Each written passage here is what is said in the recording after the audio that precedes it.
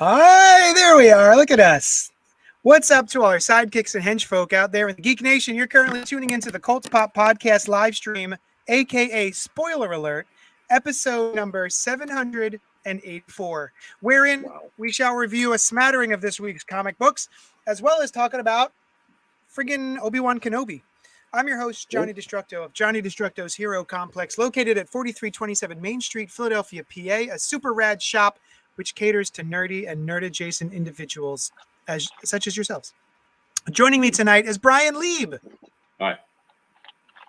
There he is. But also joining us is not Noel Bartocci, but longtime alum, Rob Patey. How you doing, buddy? Good. Thanks for having me back, gentlemen. Frick yeah, bruh. It wasn't. Thank my you decision. to he fought hard. Choices. He fought hard to keep you off the show. Just so you know. Due to some sly Rochambeauing on my part, I got you on. Yeah, you did Rochambeau, and I had no idea that was going to happen. That's right. Not even really clear as to what it is.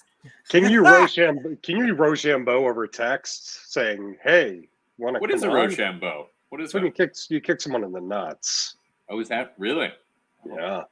My God, it was so sly. I didn't even know it happened. Thanks to everyone joining us tonight on Facebook, YouTube, and Twitch. Don't forget to comment, like, subscribe, do all that happy horse shit. And yeah, definitely comment because we like to have you guys be part of the conversation. Because to be honest, you guys are better conversationalists than the other people on this show. So, you can email us at cultpopgo@gmail.com, just like these two gentlemen did. I'm gonna read a letter, and then after that, I'm gonna read another letter. Emails. Do we still do that? No, they don't. No, that's over. No, because nobody can coordinate on Zoom. So like we're all singing at different times. It doesn't really work out. We weren't able to record it back in the old days either. That's true. We still tortured people. Yeah. So letter goes such: "Hey, Cult Poppers, with reference back to Cult Pop episode 781 to address the Ewan McGregor, how will he age up to Alec Guinness, blah, blah, non-controversy fanboy garbage, which I am still weeks behind since I can only access you via the realm of podcasts. It should be noted that age is not what it once was. Ewan," we're on the same first name thing here, right? "is currently 51 years old. Sir Alec shows some imperial cultural respect, was 63 years old when Star Wars released, about 61 during filming. They don't have to age Ewan up. Life in the desert will be plenty to make the character of Ben Kenobi feel a whole lot older than a person of similar age living in the cushy, modern world of comfort in which we exist. And I am casually and cruelly only referring to first world country life for this argument. I still love you guys, despite my written out feedback's unimportant place in an interactive videocast immediate call and response format, the Home Dad Abroad." He's been writing us in for like a decade. It's awesome. Oh, yeah. Thank you so much, Home Dad. So here's the thing. You can say that Ewan is the right age, but he don't look it. No. And that's kind of what counts. So, especially now that we're watching Obi-Wan, we're going to be talking about it later today. My man still looks spry, especially considering Alec Guinness and what he looked like in the first movie. So, I'm hoping by the end of this series, he'll start to look some things. I don't know. Maybe the haircut will do it. I don't know. Rob is gesticulating wildly. Go ahead. What? No, it's been 10. What is it? We're 10 years out from, we're 10 years ahead now. So we're 10 years out from when Luke is in episode 4. There's no way he's going to look like Sir Alec Guinness. I mean, Ewan McGregor's, he's a better looking dude. Yeah. And, he's aging a hell of a lot better. So, no, I don't think he's going to look like that in 10 years, but I've conceded to it, and I'm still going to enjoy the show regardless. I was thinking there could be some sort of in-story reason. Like he exerts himself so much using the Force that his hair goes gray. And other than that, well, there are two different actors playing the role. Yes. So Right. somehow he turns into Alec Guinness-looking guy. This is the yeah. problem with prequels. I don't want to accelerate our Obi-Wan conversation, but I've got a whole spiel about what the hell Hayden Christensen's doing in this thing as well. Okay. Well, we will get to that. Thank you, Home Dad Abroad. I hope when you listen to this as a podcast episode 17 weeks from now, you'll enjoy it. Yeah, we haven't heard from Home Dad Abroad for some time. I know. Glad to hear from him again. Yeah. It's always, he is specifically a type of the person who writes in wherein I have to take a full breath. Like I got to really inhale in order to get through one sentence. Yeah. Let's see. We got another one. This is from Chris St. Saucy Goodnight, also longtime friend of the show. So I think I've talked about this before, but I hate unexpected nudity in comics. Frankly, I don't think there should be nudity in comics at all. But when it comes in a book from a creator you aren't expecting, like Cullen Bunn in his last book you'll ever read, it's really jarring. The book might as well be late night cable porn for as graphic as it is. Heading back to Chicago next Wednesday for the release of Daniel Warren Johnson's Do a Power Bomb. So I plan to ask him why he isn't doing the interiors for Jurassic League. I have one tattoo almost finished, and I'm starting on a second one at the end of June, hoping to get this one done all at once, but who knows. Really enjoying Bloodstained Teeth and Little Monsters. Both are comic book series. Chris St. Saucy, good night. Thank you, Chris. I am curious why Daniel Warren Johnson isn't doing the interiors for Jurassic League. I assume it's because he did all the interiors for Do a Power Bomb? Question mark. Got other stuff going on. Yeah. I am looking forward to Do a Power Bomb because Daniel Warren Johnson's Murder Falcon is so much fun. I loved that book, and they just did a really nice, oversized hardcover deluxe edition of it with the nice metallic embossed letters on the cover and everything. So very, very cool. And he's also in the comments saying one of the books I have at home is set in Manayunk. Oh, yeah. It's called She Gets the Girl. It's a lesbian rom-com. That's kind of cool. I'm sorry. Go ahead, Brian. What were we going to say? Oh, just to your first topic, Christopher St. Saucy Goodnight, I would say that nudity in comics may be surprising if you see, depending on what book you picked up, but I can't agree that nudity has no place in comics any more than in any other medium. Right. Comics are a medium. They're not a kind of story. They're not a genre. They're just a way of delivering entertainment or anything. Any way of delivering whatever you're trying to deliver. And so to say that a particular kind of content has no place in a medium, I don't know. I think he was attributing it to a specific creator. Like if you pick up an Alan Moore book and you don't see nudity, you go, "What the fuck, Alan? When did you stop being pervy?" I mean, come on, dude. I drive to England. Got to be some gratuitous. I drive the whole way. There's got to be some gratuitous boob in here. It's an Alan Moore book, for God's sake. So I don't think he's saying it has no place. I think he's saying from specific creators you don't expect it. Yeah. But I didn't read the book, so I don't know what unexpected means. I mean, somebody is clothed in one frame, and then the next frame goes, "Whoops, I'm nude." Like if I just ripped off my shirt right now, that would be unexpected and probably inappropriate. But do you have pants on right now? Rob? No. Okay.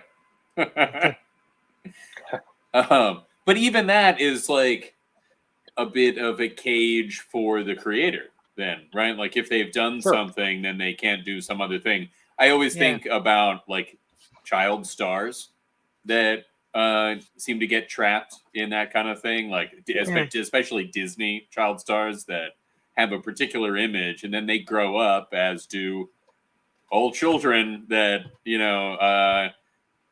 made me want to do something else. And just because your image of them is this, but a lot of them Disney-fied style. A lot of the Disney stars do end up ripping off their clothes. They do, sure, but people have a problem with it. That's you true. know, Yeah, because that's they true. were because their picture of this individual is frozen in a particular place and time, Yeah. and so they're not allowed to grow up and do whatever they want to do. I have absolutely no problem with nudity in comic books. I run a drink and draw event where we have a nude model. We all just sit around and draw the nude model and everything. So I'm also pretty sex positive. So, you know, the human body doesn't really bother me. It's one of my favorite things to look at. It's one of my favorite things to draw. So, yeah, it really doesn't bother me when it comes up. That's all. Cool. Thank you so much to you guys for writing in. We appreciate it. If anyone else wants to write in, cultspopgo@gmail.com. Freaking do it. Let's talk about some comic books. You guys want to do that? Yeah, Which comics? we're here. Awesome. Batman 2022 annual one shot, and that is by Ed Brisson with art by John Timms. And let's see, it says, following the events of the Abyss story arc, my eyes burn. This hurts. Following the events of the Abyss story arc, Batman has now tasked Ghostmaker to finance and lead Batman Incorporated. First order of business for the new management? Clean up a huge mess Luthor created in Chechnya. But is this new group ready to face fearsome new threat, the Grey Wolf? And prepare yourself for the evolution of Clown Hunter. So we were here for the creation of Ghostmaker as well as the creation of Clown Hunter. I believe it was during the James Tynion run on Batman after Tom King left.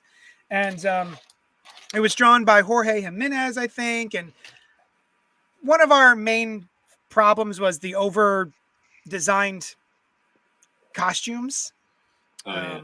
But also the fact that like Ghostmaker is just sort of shoehorned in as this long-time friend / foe of Batman that we never heard of until now, even though he's been around since Bruce Wayne was traveling the world in order to learn the skills to become Batman in the first place.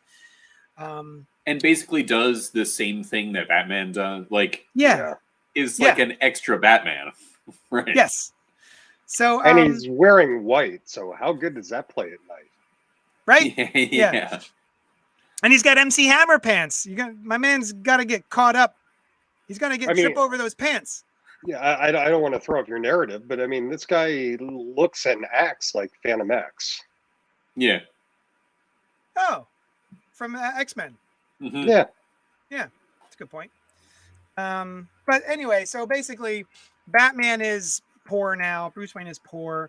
And he gives the reins of Batman Inc. over to Ghostmaker.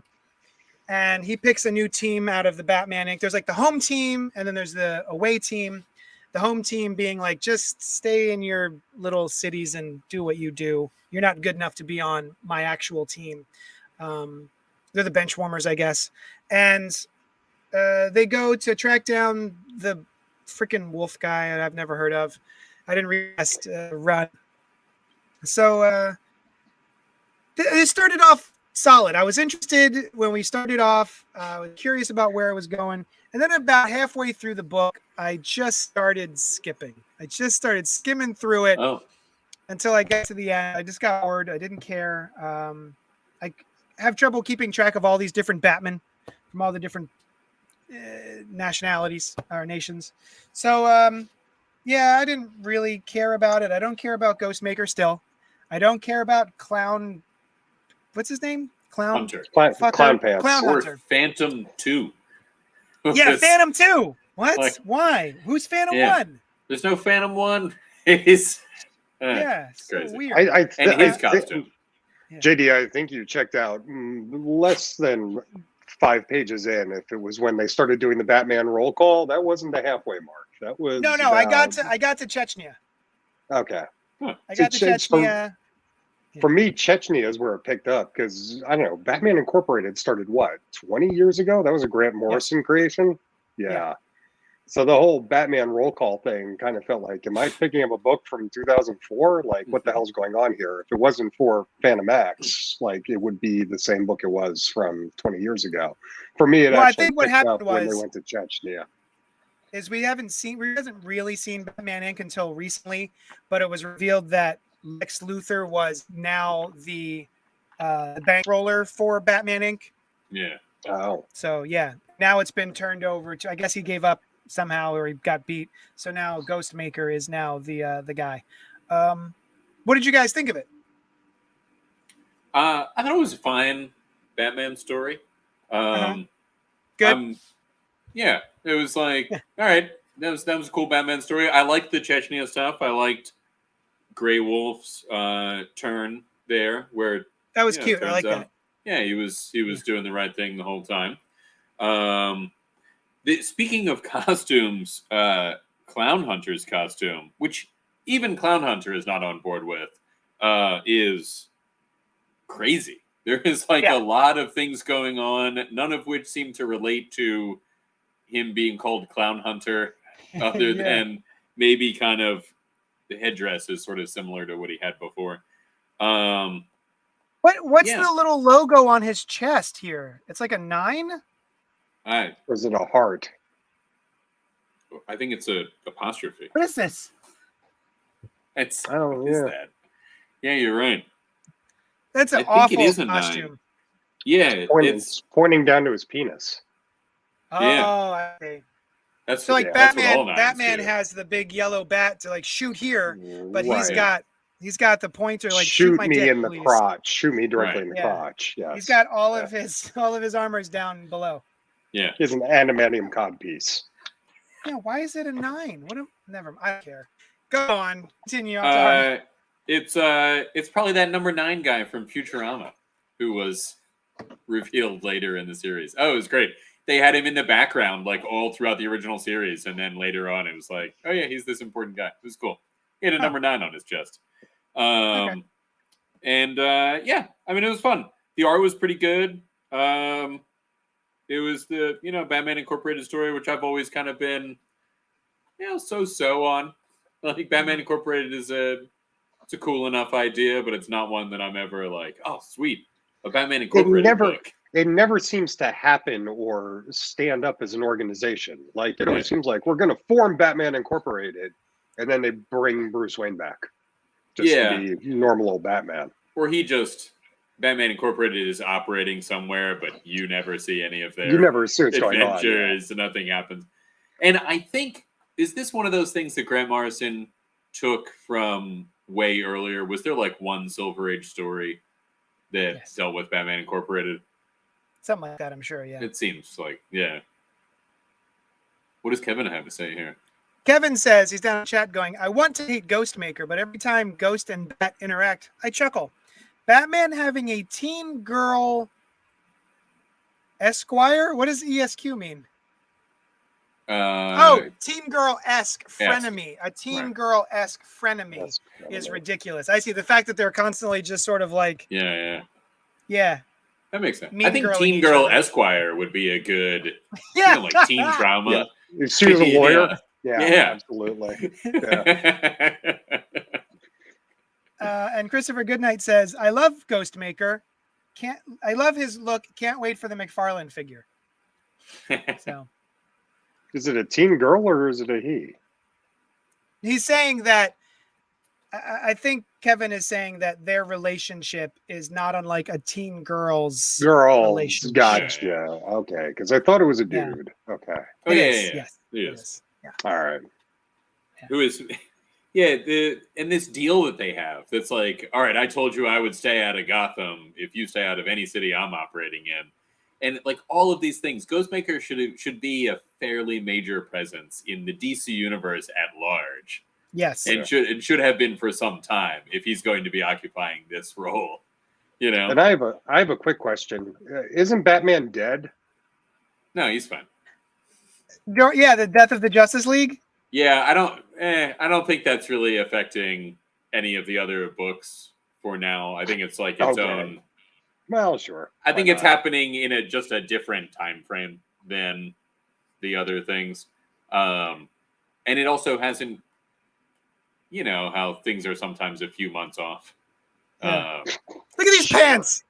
Look at these goddamn pants. Look at these. Unbelievable. Oh, those are MC Hammer pants. That's what I said. I think Yeah. Oh. Are they even pants, or is it just like sort of a dress with ankle parts? Technically, Yeah, it's that's technically right, yeah. it's technically pantaloons. Yeah. Jesus, it looks so ridiculous. Anyway, I'm sorry. I don't. The more we talk about this book, the more I don't care. Anything else before we move on? Not before. I don't All right. either. Closet number 1. The Closet number 1 from James Tynion IV, with art by Gavin Fullerton and Chris O'Halloran. This is a horror book. This is one of 3 from Image Comics. Let's see. A Tale of Existential Family Horror by blah, blah, blah, blah, blah, blah, blah. Tom is moving cross-country with his family and dragging the past along with them. His son, Jamie, is seeing monsters in the bedroom closet and will not let them go. So this was one of those, what do you call them, Substacks? Yes. Yeah, You do this call is them a James Tynion stack that is now seeing print. And James Tynion is probably my favorite writer right now. Him and Tom King are sort of neck and neck with the amount of books that they're writing that I'm really enjoying. Something is Killing the Children is really good. Nice House on the Lake, Department of Truth, and now Closet.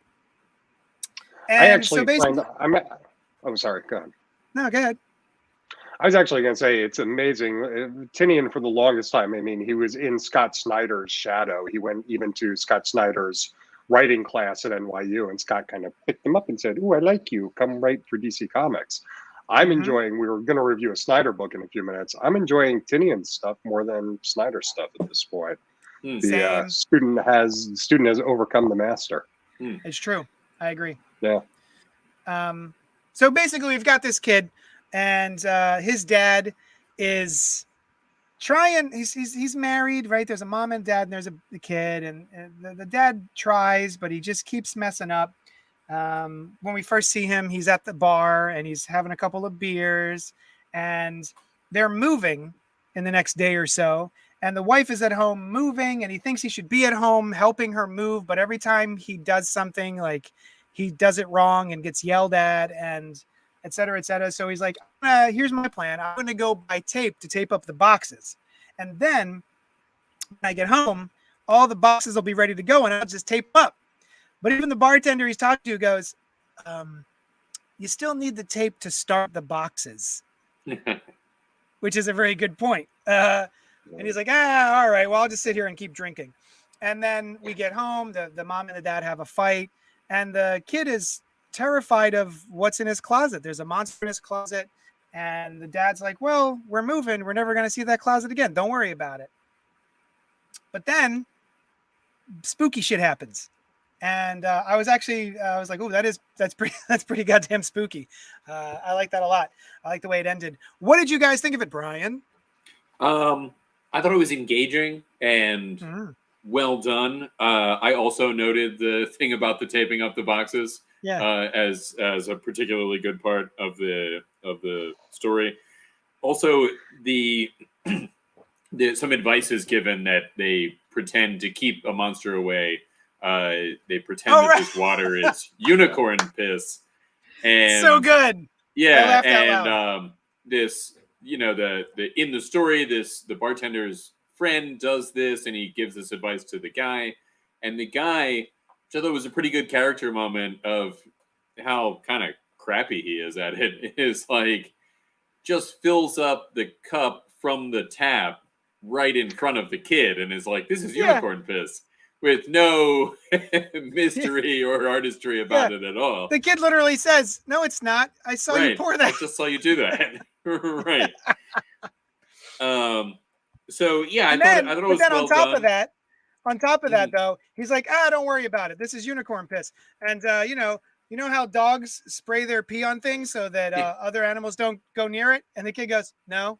The dad just goes, shit, and just gives up the whole pretense. Right. Yeah, it was so good. Go ahead. And yet, even so, the dad seems to have like a closer relationship with the kid. It seems like they're setting up one of those, like the dad is the fun one kind of things, right? All that being said, I felt like this, I would have liked a little bit more of the main idea of this story, which I find is a common thing with first issues that we've been reading recently, where if you read all of them at once, it's probably better, rather than just seeing a tease of what is happening in this universe that's different from our own right at the very end. Because it is also a very cool thing that's in that closet. Yeah. And so I'm interested to see more. But yeah, that's what I felt about it. I actually, with regard to like this being a first issue, after I was done, it almost felt like a one shot. Yeah. Like this could have ended the way it ended, exactly the same, and it would have been the end of the story, and I would have been like, that was still a cool story. Like if I almost prefer it as a one shot, because then it's really sort of, it lets the mind sort of like wonder what's going to happen. It's just sort of one of those endings that's just sort of dark and like, oh shit. I think we didn't even need a second issue or third issue, but I'm going to read 2 and 3. But I just thought it was like, oh, it could just be like a Tales from the Crypt ending right there. No, that's a good point. And none of my criticism of that would apply if it was a one shot. Like if this was the whole story, that would be enough of that monster or whatever it is. It seems like we've gotten this a lot recently with issue number 1s, where the first 80% of issue 1 is the normal world that's setting up characters or what have you, and then we don't get to like the thing that's different about this world until the very end of issue 1 of a limited series. Rob, what did you think? I don't know. I'm of two minds. I don't know if this is a recent phenomenon. I think it is more indicative of just the serialized nature of how comics work. I think Tynion did right by this in setting up the characters, right, and taking a good chunk of the book to do that. Yeah, it would have been nice if it was a half and half, if we got a little bit of a taste, just, a little morsel of, is it interdimensional? Is this thing an alien? Is this thing a monster? Yeah, that would have been nice, but if it's only 3 issues as opposed to like 10, I'm a little more okay with the pacing in a 3-issue format. And I see Christopher's comment here. I like the closet, but I hate 3-issue books. Frankly, anything less than 10 issues just needs to come out as a graphic novel. Then I say wait for graphic novels, and you really don't want to have the serialized nature of having your thirst whetted and appetite. You can't wait for your appetite to be satiated, then yes, wait for the graphic novels to come out. But I think that's just serial pacing at this point. As far as the characterization was concerned, spot fucking on. I mean, it was the embodiment of middle-aged malaise. I mean, it was just beautiful. And I love that the child is probably the smartest and most self-aware being in the household. Yes, oh, for sure. Yeah. Yeah. I could relate to that dad too. There's been times where I've done like just dumb shit. And my wife is like, "Oh, bud, come on," I'm riddled with ADHD, so this spoke to me. And hiding at the bar is sometimes easier, right? Brian, what were we gonna say? Oh, just I think the pacing issue, or not issue, I think the pacing that you were noting, Rob, is a difference between now when graphic novels are so much a thing. That in traditional comics from 20 years ago back to the beginning of 40 years ago. Well, yeah, but graphic novels came out then, but were things really written for graphic novels? No, I mean it is the trade pacing conversation. I think that you see in the difference between the Silver Age into the modern age, right? I mean, once trades became a thing, they really started to cut back on. I mean, you can see it from a page count standpoint. I mean, page counts have dwindled drastically and dramatically over the years, and especially when you look at how everything's now being distributed digitally, I think it's been pulled back even further. Right, we're seeing even fewer pages, per issue, because they know it's just so easy to print and distribute at this point. and most people are going to imbibe it from the trade pacing and from the trade outlets, right? Because there's so many more outlets to be able to procure the comics.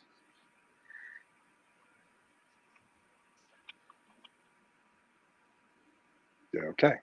All right. That's it. Well, that's all there is I was about waiting the for closet. Brian to respond to it. That's all I got. I didn't. Yeah, it's noted. I don't disagree with any of that, nor do I have anything in particular to add. Fantastic. Okay. Yeah. Christopher What a great Goodnight says dialogue. Department of Truth is starting to wear a little thin. Is anyone here reading Department of Truth? Not anymore. No. Okay. Yeah, we did Department of Truth volumes 1 and 2 for the book club. Every Tuesday night we have a Zoom book club for the shop. And man, I really liked both volumes of that. Rob, you should check that out. Yeah. Have you read a single issue of it? No. It's basically is a clandestine government agency whose sole purpose it is to protect reality, because when too many people start to believe any conspiracy theory, it starts to rewrite the world. Ooh, the Mandela effect. Yes. I've always heard of that as the Morgan Freeman effect. It's weird. You would Shocking. call it the Mandela. You piece of shit. Nice. I'm trying to get that going. I think that would be a nice response to anybody that says anything about the What are you Mandela talking about? effect. It's called the Morgan Freeman effect. Yeah, no, Did that's you- one. yeah. Have you heard Mandela effect? What? All I know is I love Nelson Mandela as a narrator. Yes, of course. Yeah. Oh, right. my thing with that, it's so like so frequently is just, no, I remember it very clearly the right way, and I can see why you've made this mistake. But no, I remember when Kazam came out. It was called Kazam, and Shaquille O'Neal was in it. Like, that's what it was.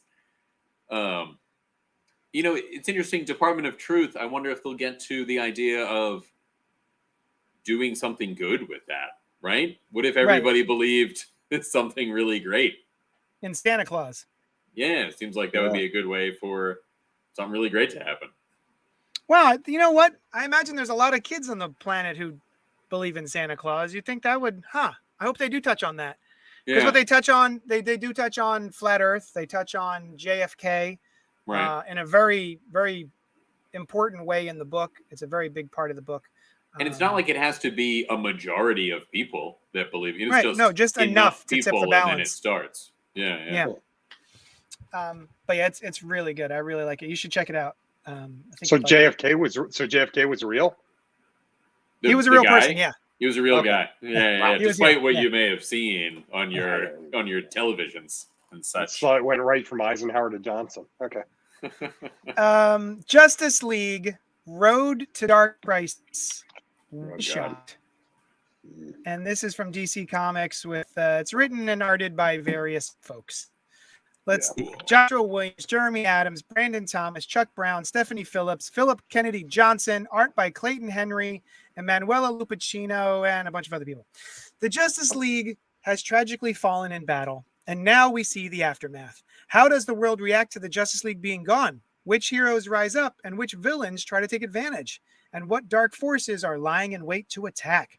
An all-star, a star roster of talent, DC talent showcases a world without a Justice League and sets the stage for next month's Dark Crisis event. So when we were planning out the books to read and talk about, this was on the list. And then Brian was like, well, Noel and I were talking about it. Noel was like, it's not, I don't really care about it. I bet Brian will love it, though. I bet it'll be right up Brian's alley. And then Brian chimed in. He's like, oh, we could probably skip it. Yeah. Not much happens. What did you think of it, Brian? So my feeling about it was fine. It was a set of stories in the DC universe. This cover, however, is like very misleading and complete nonsense. Justice League Road to Dark Crisis. It all starts here. It started in a previous book that we read. I guess Death of the Justice League, right?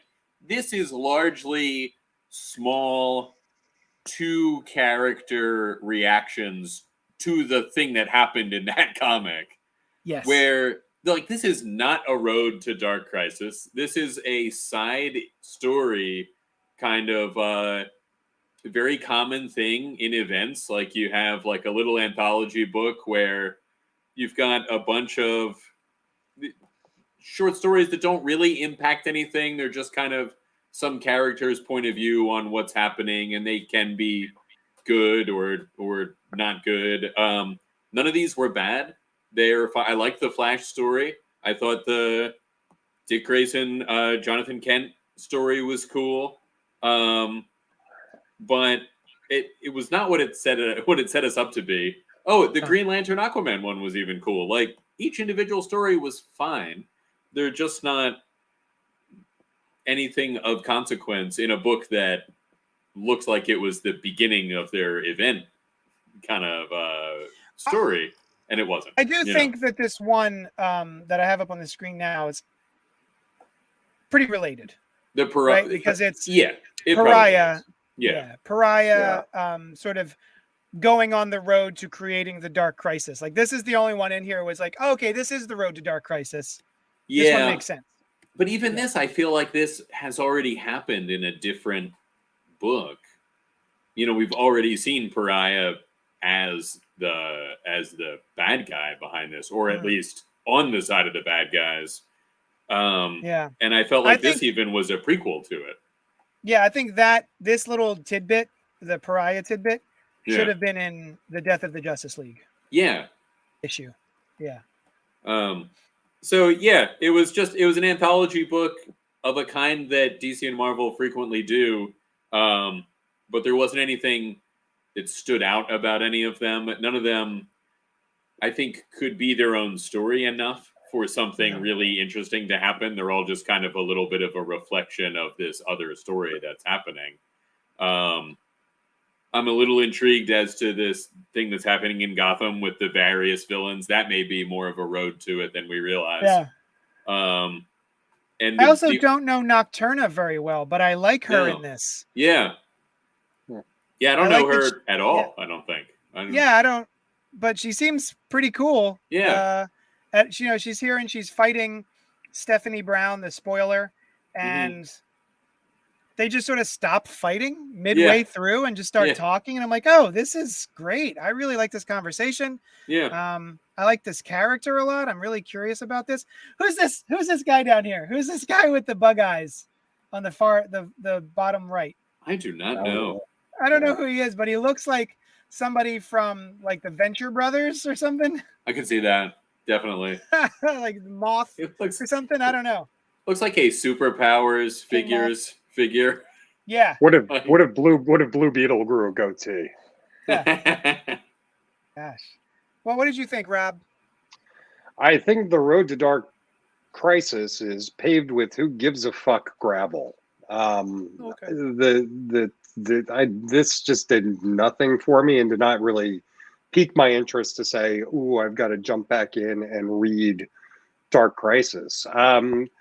Also, none of the characters even believe the Justice League is dead. I mean, they almost had two of the vignettes focus on the fact they're like, nah, they're not dead. Don't worry about it. They're just fine. They'll be fine. They're just taking a nap. They're resting. Yeah. So again, why, guys? Why do we pull this ruse of killing and not killing? I also thought the Flash artwork was really janked. There was some just weird. Wow. You know me. I don't like to talk poorly about artwork in books, but boof, that was rough. That is not a DC. That's not ready for prime time. No, you know I mean, just Barry Allen was just distorted, legs akimbo everywhere. It was just not well. However, crafted. With the Nocturna story by Clayton Henry, that was the best looking sequence in the book. I love Clayton Henry's work. I thought the Pariah was very good too, especially with kind of with the grayscale. I mean, I thought that was really interesting choices they made in that piece. I think the final page of the Flash story was good.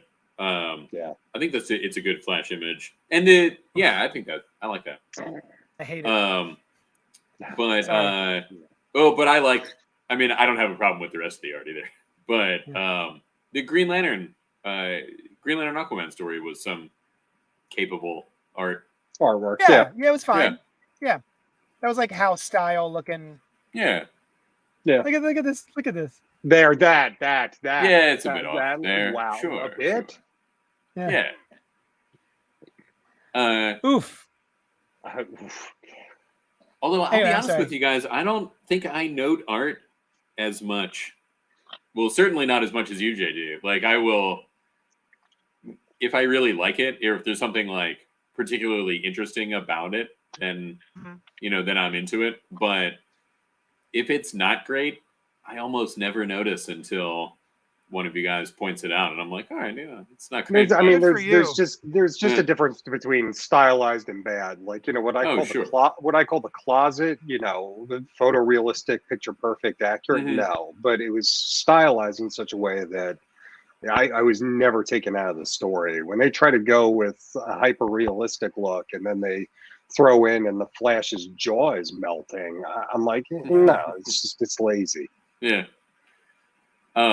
Even I this, kind of like the. Was it? I was gonna say even this Dan Jurgens is not quite on par with what Jurgens used to provide. Well, which is to be expected over time. Well, it's I mean, that one's also a boring as shit story. I mean, it's just them talking for most of the issue. I like this panel though. I had nostalgia for this top left panel. Me too. The Batman costume and the old Nightwing costume, and yeah. And I was like, I guess that costume is in continuity. I wonder how long he wore that for about 3 days. For a few weeks. Right. I kind of like the idea that some of them are aware that apparent deaths are not permanent because how could they not be, right? It's like it's less realistic for them to not know that than it is to know it. One of my favorite ways that they handled a character death in the last 20 years was Batman, where they thought he died, but we knew he didn't. So I thought that was great because we pretty much knew that anyway. But this way, we could see whatever he's doing, but the characters, so we could still see how they react, thinking that he is dead.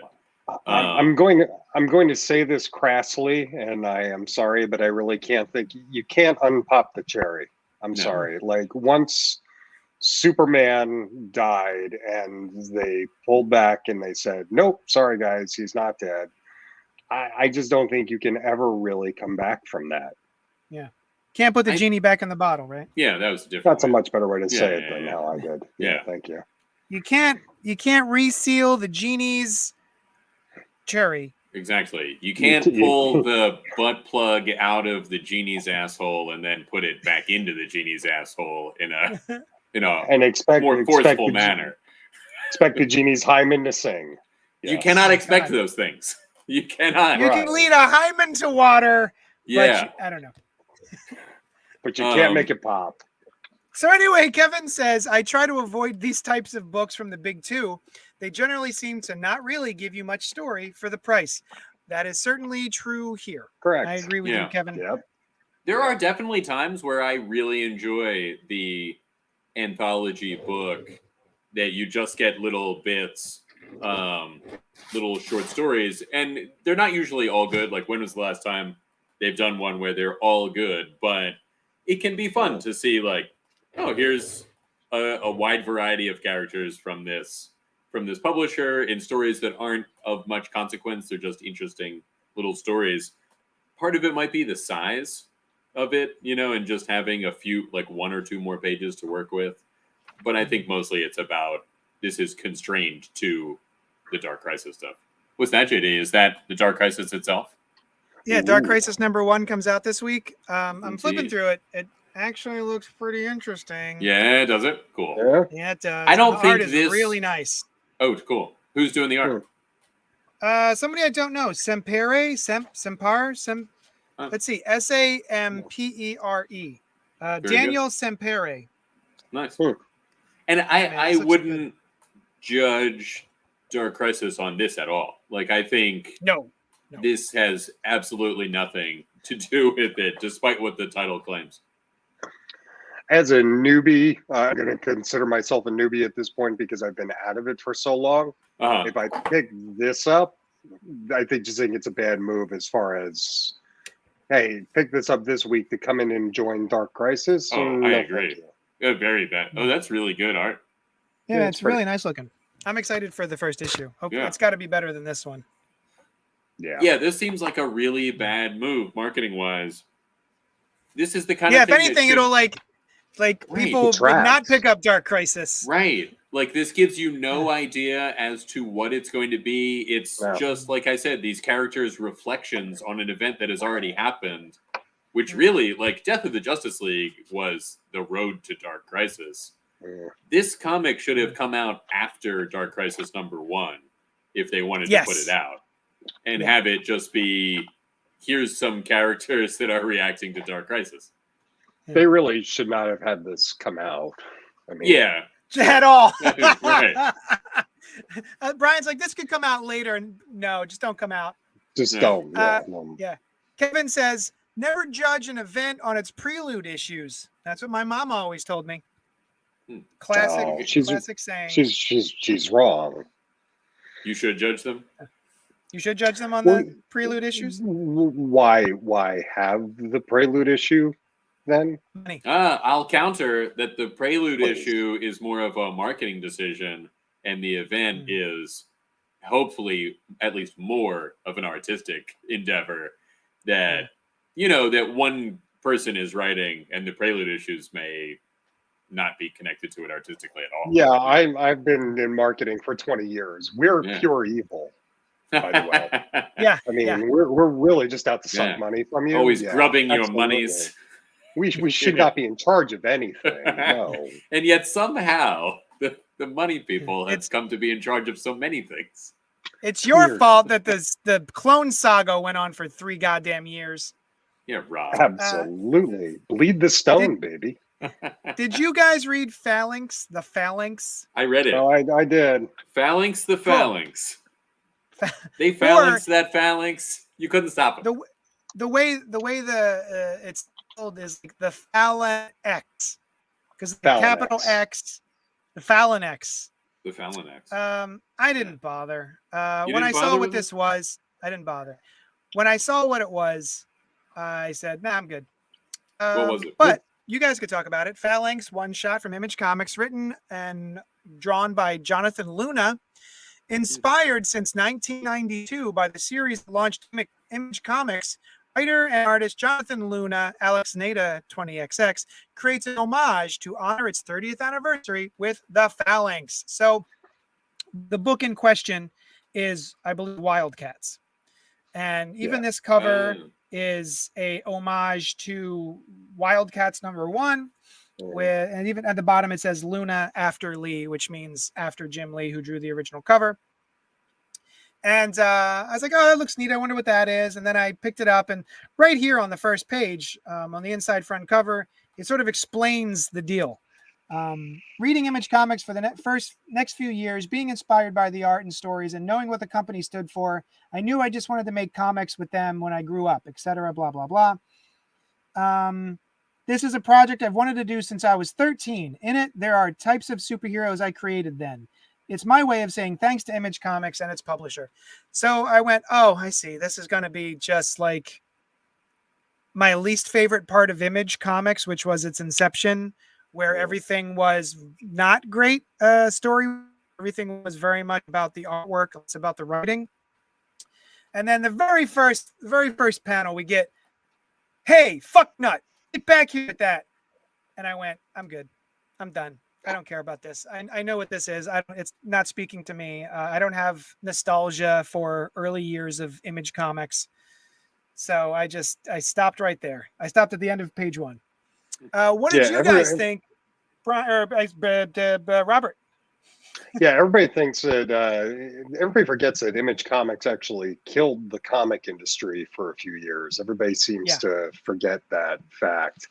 I was very excited for this because I saw Luna on the cover and I went, ooh, yay, Luna Brothers, Alex and Ada, one of my favorites of the past few years.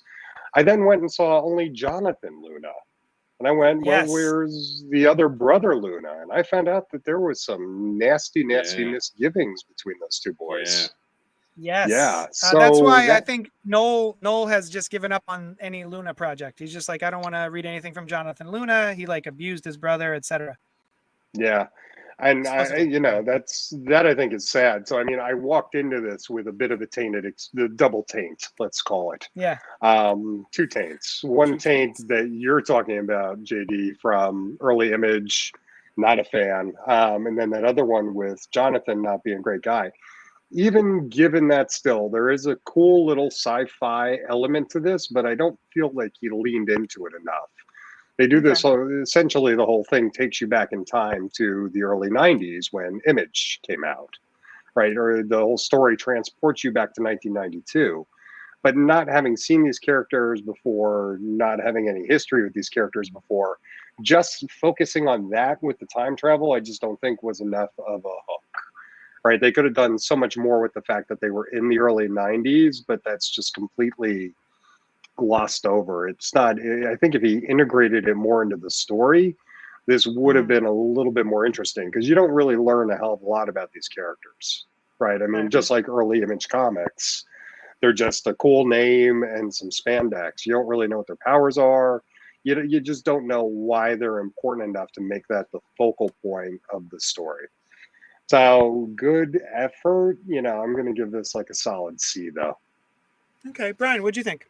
I enjoyed it. I did not care for Image when it came out. I wanted nothing to do with these upstart comic characters, and it was some years until I got into some, like non-Marvel or DC thing.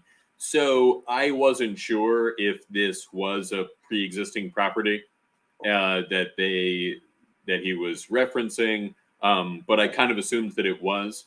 And then the girl that grows reminded me kind of a Gen 13 character, and I thought, is this that person? And I thought the traveling back thing was cool. Oh, the girl that grows, I thought was interesting.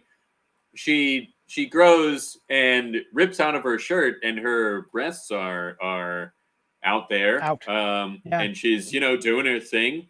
And then it isn't until she shrinks back down that she like covers herself, which I thought was unusual, because she's still like, she's just as exposed in this other form.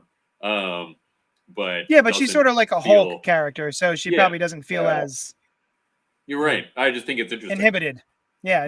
It's hard. It's also hard to punch while covering your boobs. Have you tried it? All the time. Okay. Well, you'll get there one day, Rob. Don't worry.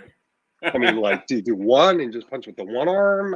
Yeah. Sometimes I switch, kind of go back and forth. Okay. Yeah, that's how I do Southpaw. it. But I thought the sci-fi hook was cool, where she has traveled back to this time and knows about these people.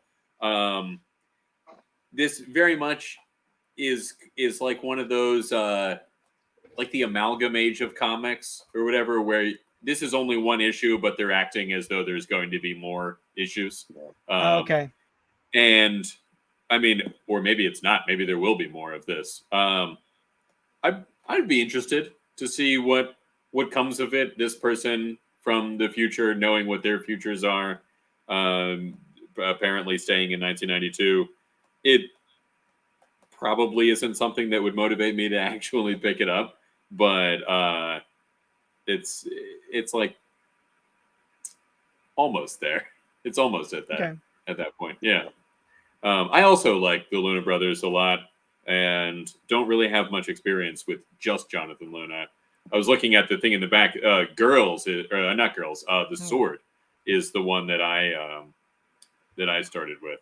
Girls is them, but I never read that. Alex and Ada is phenomenal. That's what I hear, and I think I bought some of it and never got to it, having recently read The Sword. And I still would love to check it out. Yeah, it's a good sort of slowly paced sci-fi story. It's good. Yeah, it's essentially soft sci-fi. when AI sex dolls evolved to relationship dolls, and the implications of what is a robot, and where do you draw those lines of when does humanity, what is that inception of life? Yeah. Do you guys occasionally ask your Amazon devices if they want to continue doing what they're doing? I think it's important that we do that. Yeah. To get no, but I consent. love this. Did you see the new South Park? Not new at this point. It's probably a year and a half ago at this point. But where in the future, Lexi is actually it's a wife. No. Uh-huh. Yeah, it's very Alexa. Yeah, Alexa basically becomes your wife and nags you into purchases. Yeah, That's funny. Yeah, it's the South Park COVID specials. All right, let's move on to the last book before we get to Obi-Wan. We have Demons #3 from Greg Snyder and Greg Capullo. Dark Horse Comics. Faith is put to the... What did I say? Oh, Scott Snyder and Greg Capullo. Thank you. You got it. Faith is put to the ultimate test as Lamb and Gus face the demons of their past. The angelic and demonic forces of the world collide in this show-stopping first arc's finale. Now, Brian read 1 and 2, yes? I did, yes. Rob, did you read 1 and 2?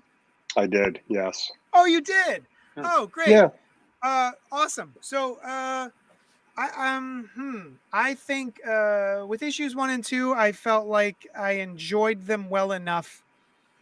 And then with issue 3, somehow I don't know if it was my mood or what, but it's a good wrap up to the 3-issue first arc. And I think each issue is like a double-sized issue, so it's you get a lot of bang for your buck on these. But I don't know if I was just sort of worn out or tired, but I just was like not emotionally invested. But I thought the ideas were kind of cool at first, but then I just found myself just sort of like not bored, but just not emotionally invested in anything that was happening. I do think that the demons cursing feels kind of edgelordy. It doesn't really, I don't know. I mean, it makes sense that demons would curse, but it just seems comes across as a little silly. What did you guys think? Rob?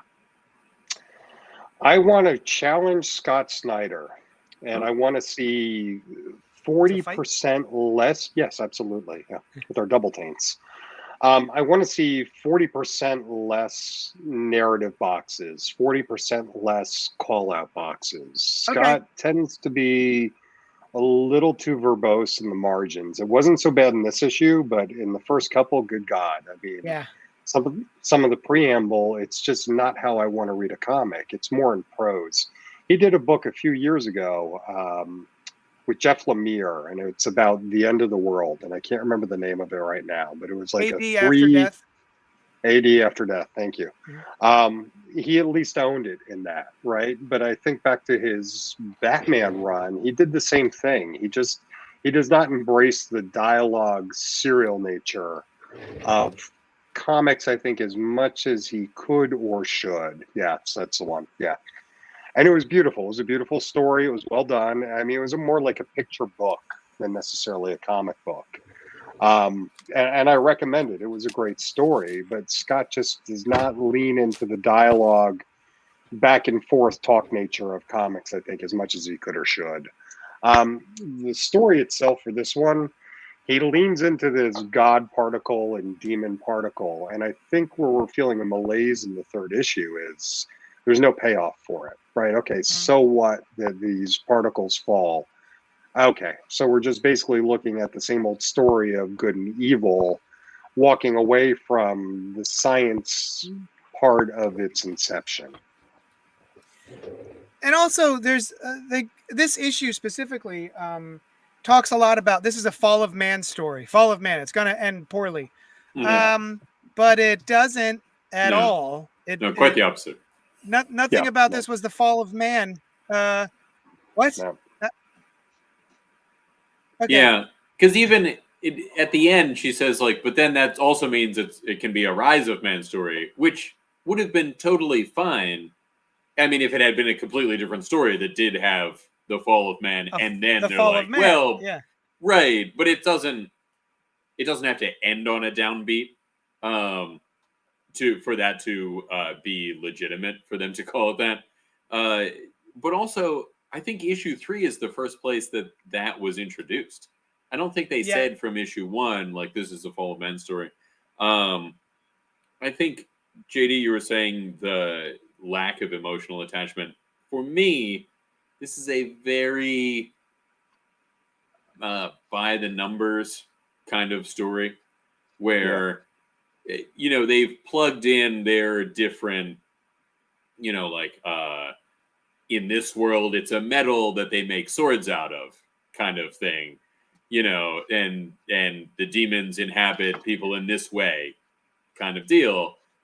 So they've put in their unique spin in the particular parts of the story that they have chosen to do that, but a lot of it is, pretty boilerplate. I enjoyed it. I thought it was cool to read. I liked the twist at the end, where Cash wasn't wrong about these things. This halo metal coming down. It's just that the metals call to themselves, and since humanity keeps calling the horn metal down, that's what comes down, but they have to be there to call the halo metal down, and then they do, and it works. And I thought that was pretty cool. Yeah. It's, I think again, it's like, it's well done. The art's good. It's not anything that I'm particularly interested in seeing what happens. Also, these people, now that you have it on the screen, those people are the people from before, right? They're the group. Yes.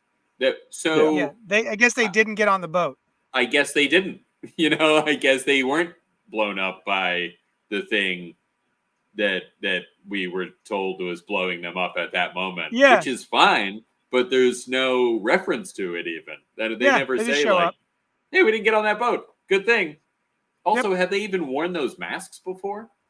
Because we've seen them in their suits, but I don't think we've seen them in those masks. No. Yeah, I don't know.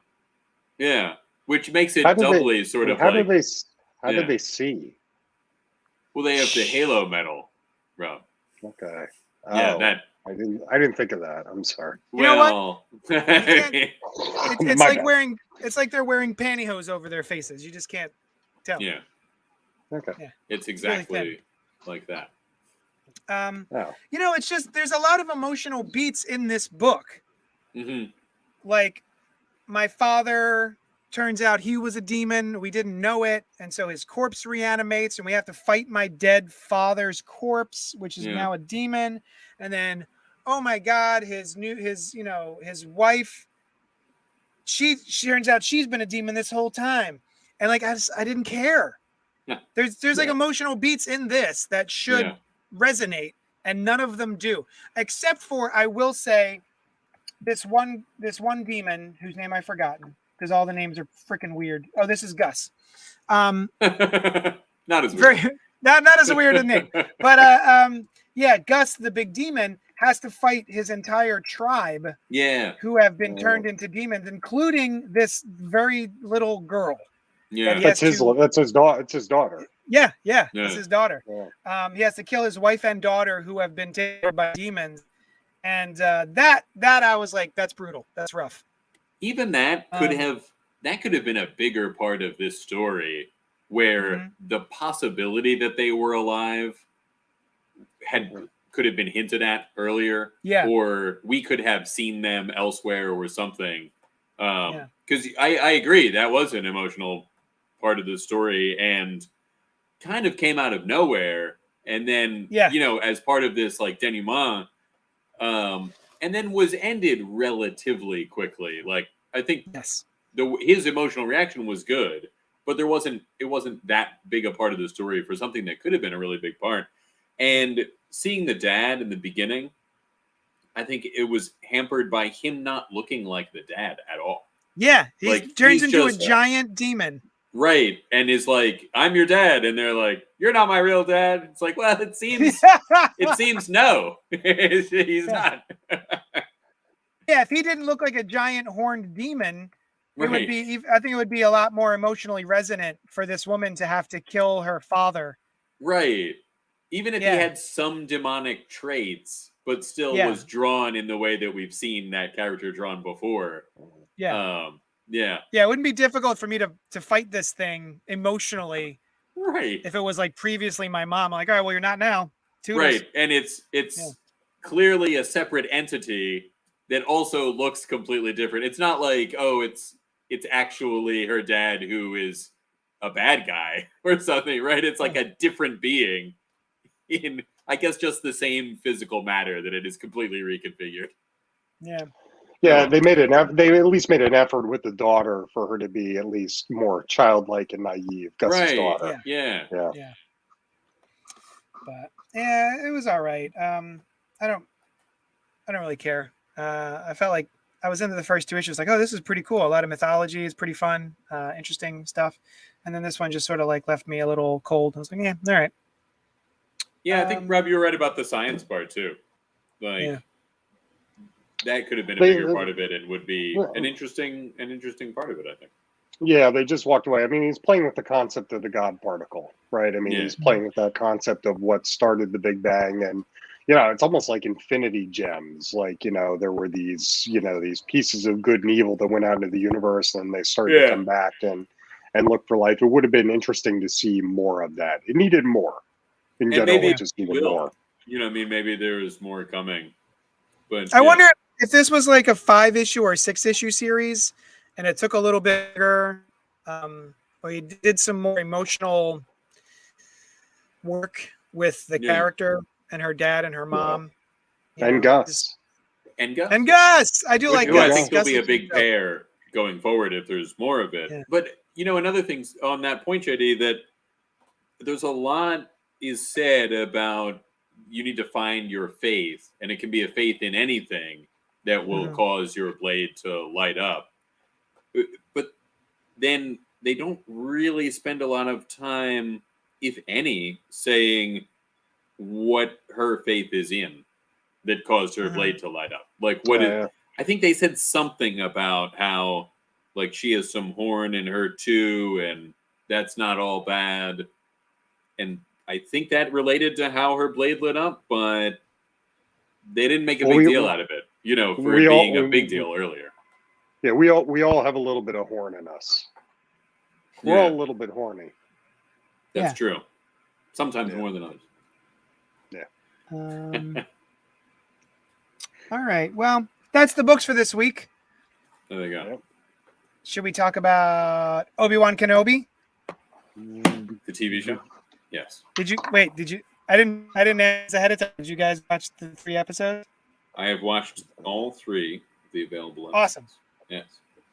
And there, Rob just came back from freaking Star Wars Town or whatever the shit that's called. Which one did you do? What's it called? It's called Star Wars Galaxy's Edge, the outpost of Batuu down in the outer rim. It's in Florida, but the outer rim of the continent. It's the outer rim of Hollywood Studios. There you go. Yes, in Disney World. Yes. So what does R2 do? Does he do anything?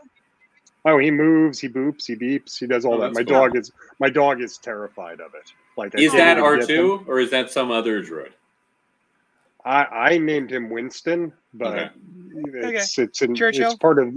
You can either make it's a long story. It's not worth going into. But it's an R unit. You can make either an R2 or an R droid, or you can make a BB-8 if you want to. You can make either one of that. I kind of want a BB-8. So you constructed your own. You do. That's cool. So you pick out the torso, the head, the legs and stuff, and then you go to a station and they help you create your own little droid. I did not I did not make a lightsaber because it was $300 to make a lightsaber. Yeah. And it was only $250 for the droid. The droid with the extra personality chip and the carrying case was $170. There's an extra, in addition to its regular personality chip, there's an extra one? Yeah. You can get the regular personality chip, or you can get an evil, a good, or a sassy kind of, That's cool. Would you get sassy? It changes. I got sassy. That's cool. That's a good choice. It changes how it boops and beeps and that kind of stuff. What's really cool is when you're walking through the park, when you go when you come across other droids, they boop and they beep and that kind of stuff at each other. Oh, and they that's interact- cool. And they interact with each other. Because I said, That's I will ask, my specialist at the droid workshop, should I turn it off to save the battery? She's like, no, walk around with the park with it. And yeah, sure enough, whenever I walk past somebody else, we were eating lunch in the cantina and we had somebody sitting next to us and the two droids were talking to each other. Yeah. That's awesome. Yes, it was. Yes, I loved That's it. so Yes, cute. yes. Yeah. It was adorbs. Yes. That sounds rad as And hell. Star Wars: Rise of the Resistance is probably one of the most. It was a religious experience. It's such a good. It's I'm such so an amazing jealous. ride. I wish I could afford Yeah. to go do that. But it It was does. a fuck ton of money. Yeah. It does cost a lot of money Yeah. from what I hear. But what I want to know, JD, is what if people want to give money to this show? Oh, there Well, you go. Nice segue. If they wanted to, they could go to patreon.com/JohnnyDestructo and help us out that way. If they don't have any money, they could just share, comment, subscribe. If you're listening to us on iTunes, you can give us a nice star rating. That would really help us out. But basically, just show up and hang out with us and chat That's with us cool. in the chat. That's my favorite part. And that doesn't cost money at all. Unlike Yeah. Disney. Right. I mean, And you going do and have to hanging out with probably them. pay for a computer, maybe an iPhone. You have to pay for Wi-Fi. That's I a mean, good point. there's charges involved. That but- doesn't cost any money that goes to us. That's true. Yeah. Okay, cool. Right. So Obi-Wan Kenobi just dropped. We got the first 2 episodes, and then we got a 3rd episode, and then stuff happened in those episodes. Yeah, each one. Each Yeah. one of them had things, actors, and stuff going on. Mhm. How are you feeling about it? Were you looking forward to Obi-Wan, Rob? Were you just sort of like, are you blasé about the stuff that's coming out? How are you feeling about the Star Wars shows up until now, including the Obi-Wan? I think they're doing a great tempered measurement of the Star Wars universe. And again, I think I'm going to call that what I see as the Favreau effect, which is what I think is missing. I think they're just shitting out Marvel shows at this point. Like, I mean, I just think some of the recent Marvel shows, I've missed some of your conversations if you guys have already gone over Moon Knight. But I mean, I really just think, I think the Marvel stuff is too chaotic and too all over the place. I love the measured temperament of the Star Wars universe and what they're doing with it. Mandalorian, fantastic. Boba Fett, I'm going to give it the middle grade. Boba Fett got great as soon as it was no longer about Boba Fett. Yeah, those are the best ones. Yeah, as soon as Boba Fett got the hell out of the series, Boba Fett was a great series. And I just think Obi-Wan is beautiful. I mean, it's just, it's expertly done. The one thing I'm not getting, Hayden Christensen, what? Like, is he in the suit? It's James Earl Jones's voice.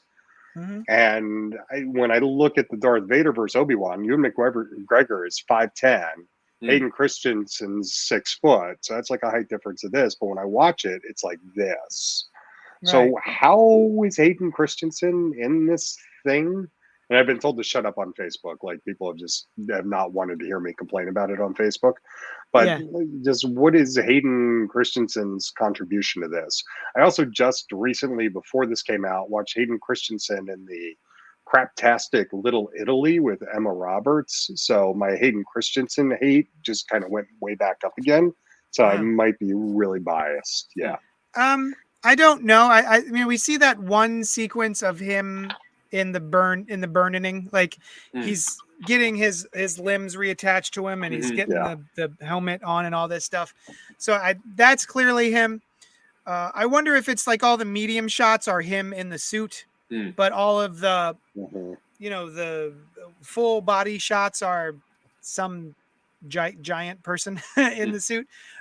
Or maybe they just gave him fucking stilts. I don't know. Could be, like or big boots. perspective stuff, or both of those things. Do you need Hayden Christensen in that suit? Well, it might just be the bona fides of it. Like, it's just sort of like, the guy who played Anakin is also playing Darth Vader. But I mean, I wondered that before the show too. Like, if he's not really necessary to be there. But who knows what's upcoming too. I wondered before any of the show aired if he and Obi-Wan would have kind of like force projected conversations, and that could still be coming. We may get flashbacks. Yeah, we may get flashbacks, or he may have a pivotal scene not in the suit, something where he's in the tank or whatever, or his helmet comes off outside for or any number of different things that it makes sense that he's part of it. Although Marvel wise, I kind of like everything being all over the place because Marvel is a bigger universe, at least in practice, than Star Wars is. That there's a ton of comics that don't have anything to do with each other, whereas every Star Wars thing has kind of had something to do with the rest of the Star Wars universe. The Skywalkers. Yeah, I guess I'm ready to see. I'm ready to see the Thanos of this Phase 4. I'm ready to finally see what's the linchpin between all of these connective. Between all these disparate shows. And they may be trying to diversify a little bit and say like, well, not everything has to lead into the big thing, but a lot of things can, and who knows what will happen with that. As far as if I was excited about Obi-Wan, I definitely was not. Like, Obi-Wan is one of the coolest parts of the original trilogy because he is a Jedi Master. He is the entry point into the Force and all of that stuff, and he's one of my favorite characters in it. But prequels generally, to me, are boring, and this occupies a rare spot of being still a prequel in between a prequel and something else that I already know. And so I was like, who cares? Like, he's gonna do whatever he does, I felt that way until Rogue One and until I read the Star Wars comic books. And I kind of went, I was the exact same mindset, Brian. I was like, who gives a shit? And I'm like, once I read some of those initial Star Wars comic books from Marvel that took place right after episode, they were taking place between episodes 4 and 5. I was like, oh, okay, there is more story to tell. There is more that happened in between. And yes, I know ultimately where everything is going to end up. I like those mini vignettes. I certainly like them a shitload better than the prequel movies. But I still haven't seen Rogue One, but I hear it's really good. It's really good. It's really good. That's what I hear, and I do want to get to it. But that being said, I'm really enjoying Obi-Wan. Like there is a story that is unrelated to what happens after. I mean, obviously it's related, but I don't know how it turns out other than my general knowledge of storytelling and that none of these characters die and that kind of thing. On that note, I find it very sad watching Leia, who is played awesomely by this actress that is playing her.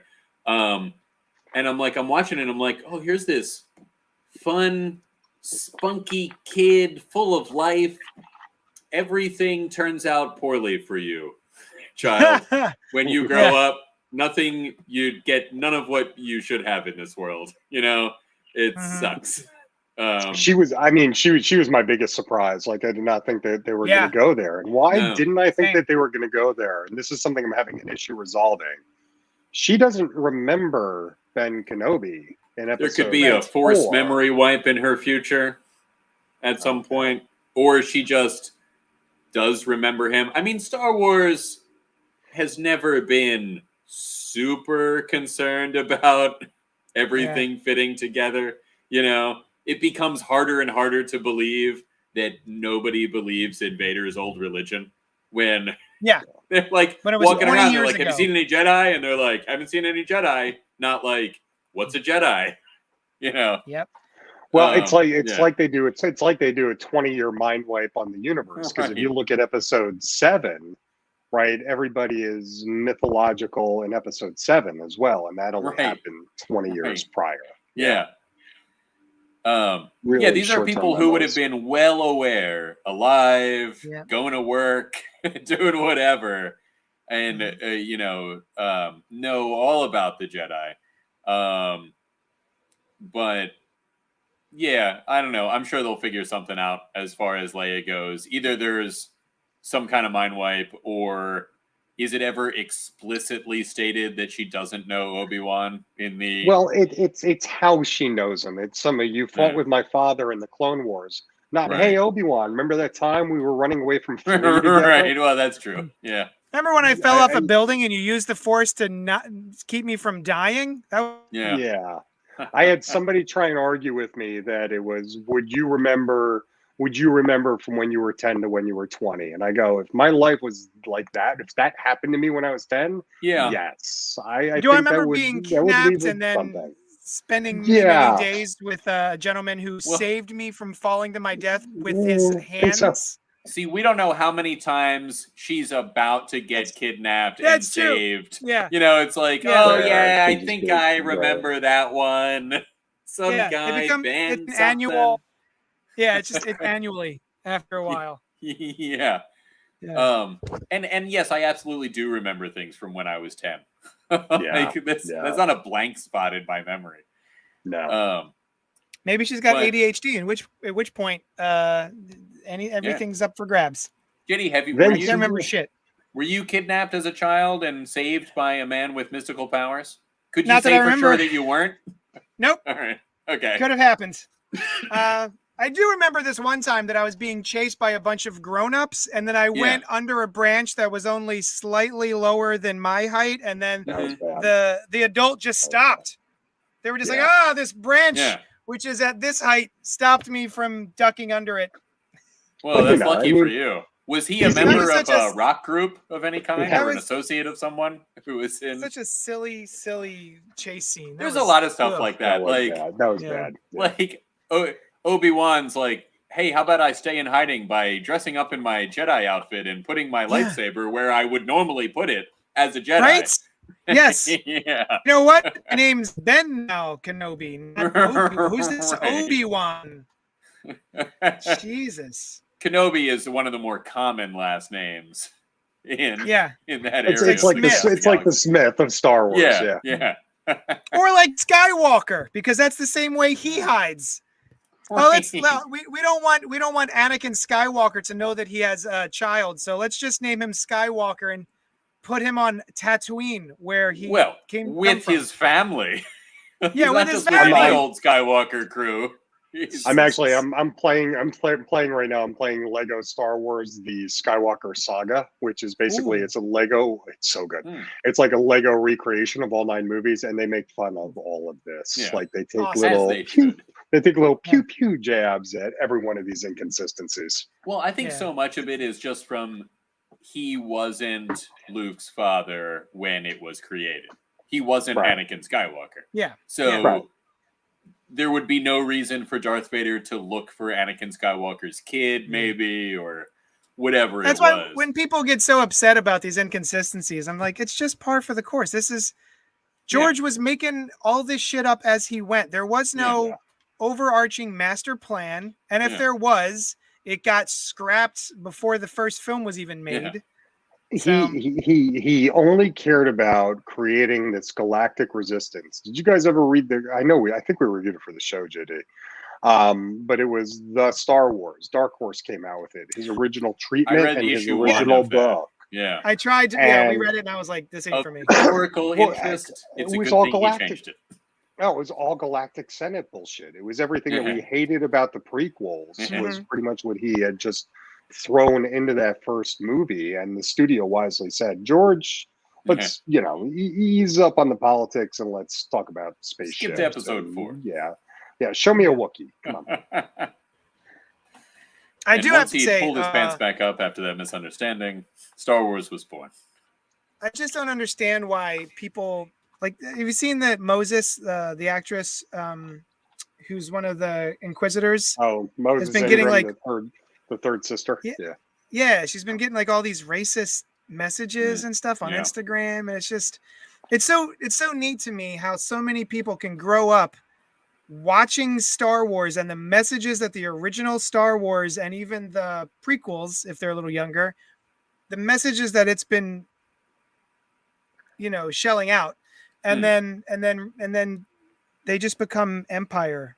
They just become the Empire. These fans, like they think that they're the rebels, but really they're just the Empire with all this fucking. Well, I think a lot of these fans take different things from it and enjoy blasting people and the concept of being more powerful than somebody else rather than now normally in many other properties I would agree with you wholeheartedly, but does Star Wars really advance any particular positive philosophy? I guess it kind of does. The Force is sort of a general you should be good as opposed to bad kind of thing. But whereas, sometimes it's even more egregious when these people are like big Superman fans, you know? Or they, you know what I mean? Or like they love Captain America or like the Captain Kirk. And but there are those people that identify with the evil side of this. I mean, I can't. We also went to Harry Potter World while we were down in Florida. We did all the Universal Harry Potter stuff. There were just as many Slytherins walking around as there were Gryffindor. I mean, there were people and hissing at each other and cosplaying being the bad side of magic. I'm not saying that's although they will be quick to point out that the Slytherins, I think, are not necessarily I'm not bad. evil. I don't know all the nuances of that, but that's my understanding. But I mean, the Empire is kind of Nazis. Yeah, so they're definitely inspired. It's pretty. The iconography is clear, but they don't really do anything. There's no allegory in Star Wars that's like racism is bad.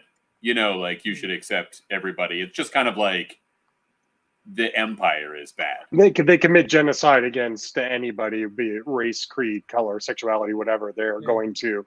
All they want is obedience, right? That's the only thing. It's obedience or not obedience, and then your Empire or not. But even the Empire has women and people of color. That's true. They do. So they're better than the Star Wars fans. Yeah. Well, that is often the case. I'm enjoying Obi-Wan. I think it's a lot of fun. It's sort of a slow burn, but I am enjoying it. I did think that the Darth Vader Obi-Wan tete-a-tete was a little lackluster. Though I did like him dragging him through the fire. I thought that was pretty rad. But in a world where dudes were doing flips and all that sort of stuff, and then just like some ground fire keeps them apart. Like in the comic books, like not in the movies. We don't see this in the movies, but in the comic books, Darth Vader is able to force jump and shit.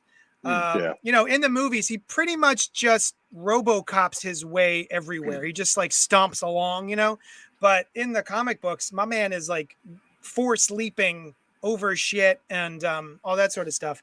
And then this, he's just like, oh no, there's a small patch of fire between me and Obi-Wan. I guess he'll get away, Well, is he afraid of fire still because of his recent? Oh, he's like, ooh, There's a lot of easily avoidable obstacles, like in episode 3 where Obi-Wan and Leia beat up all those stormtroopers, and then Leia doesn't do anything, but Obi-Wan shoots them all. And then he's like, now how do I get around this fence? Which ends right over there. Right. Yeah. And then he blasts it and it goes down. But like, why did you even spend that amount of time? Just walked around it. Right.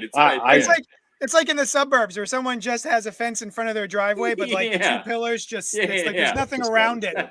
It's a suggestion that you shouldn't go past. I did love the brutality with which he used to draw Obi-Wan out, though. I mean, I thought that was a new level of evil for Vader. That's like him walking down the and dragging. Yeah, that was rough. That was good. This is a Darth Vader that has all of the history layered in that he didn't have in the original stories. And also has our more modern, both capability of doing things on screen, but just more modern style, which is a little more brutal in what they're willing to show. And so I feel like this, not having seen Rogue One, I feel like this is the first time that we've seen Darth Vader in the height of his evil and power, where he can just do whatever. You need to watch Rogue One. That's what I've heard, is that there's some crazy shit going on. But I think it still applies, right? Even if that was actually the first time. Like, that's a modern thing where we knew everything. That was the first time where I was like, oh, there he is. This is why he's so feared. Yeah. Like, in the original movies, he was so feared because all of the characters were afraid of him. And they told you that he was that bad.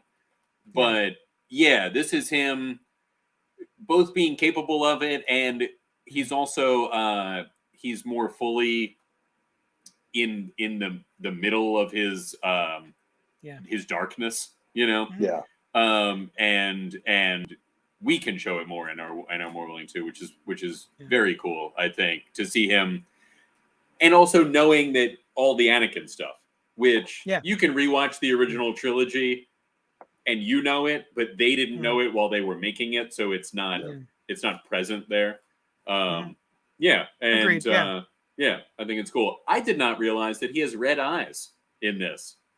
Oh yeah, but apparently he does, and did in A New Hope, and they changed it after that to black. Yeah. I just thought it was like lighting until I read some article about it. That's kind of cool. Yeah, I didn't know that either. That's cool.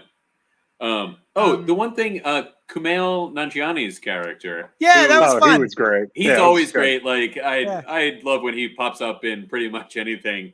One thing that I thought was funny is that they're going in and he's pretending to be a Jedi, and so he's kind of this like scammy, kind of artisty guy. And then after I was thinking about the episode, I was like, well, wait a second.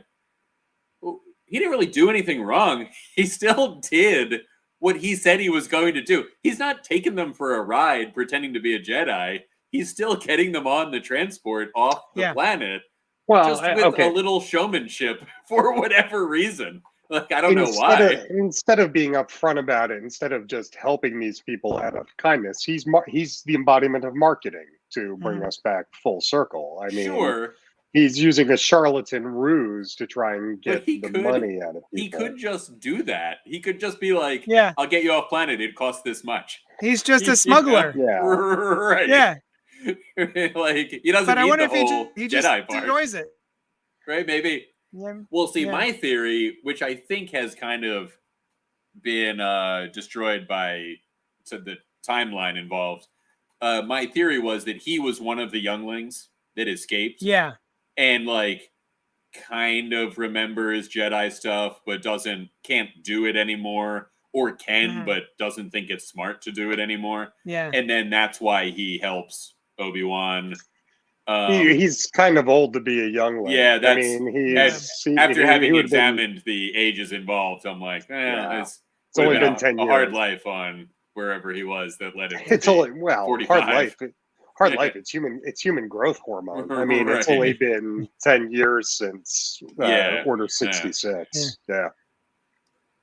But I think it's fun. I'm enjoying it. It was three more episodes. Is that what? It's a 6-part. Yeah. 3, 4. And I think they've already started talking about a season 2, which good. I'd be down. I'm in. If it's I don't cool. care. Yeah, I'll do it. Yeah, it's good. For sure. I love watching Ewan McGregor. Adventures. Yeah, he's really good. Yeah. I enjoy him. Yeah. I never think that, never in the entirety of Ewan McGregor's stint as Obi-Wan have I ever thought, that sounds like Alec Guinness. No. I've never thought that the accent that he's putting on as Obi-Wan matches the way Alec Guinness ever talked in the films.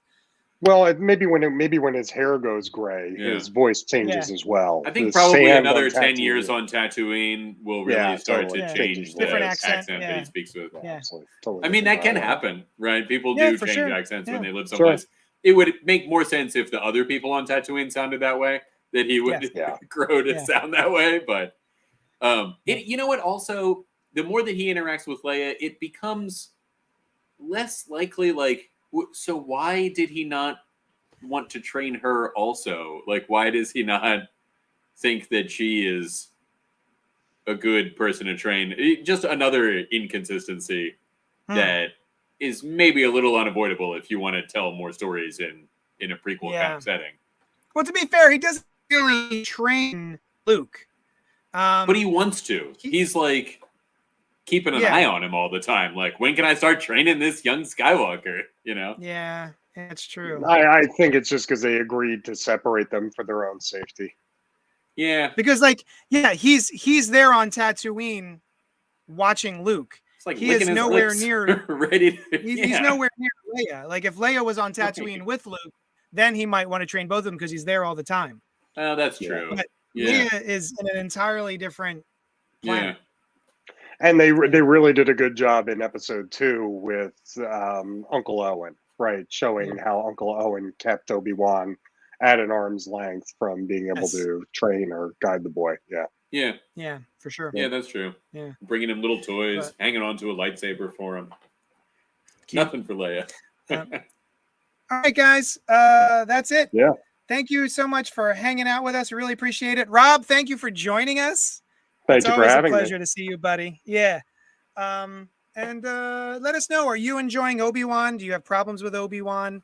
Don't email us if you're going to be a dipshit about it. I don't want to hear any racism or nonsense. But if you've got legitimate qualms or praise for the show, email us at cultpopgo@gmail.com. We'll read it on the show. Join us here again next Monday, 9 o'clock, where we'll be live streaming and talking about the week's comics and probably some other shit. All right, guys. Thanks so much, and we will talk at you later. Later.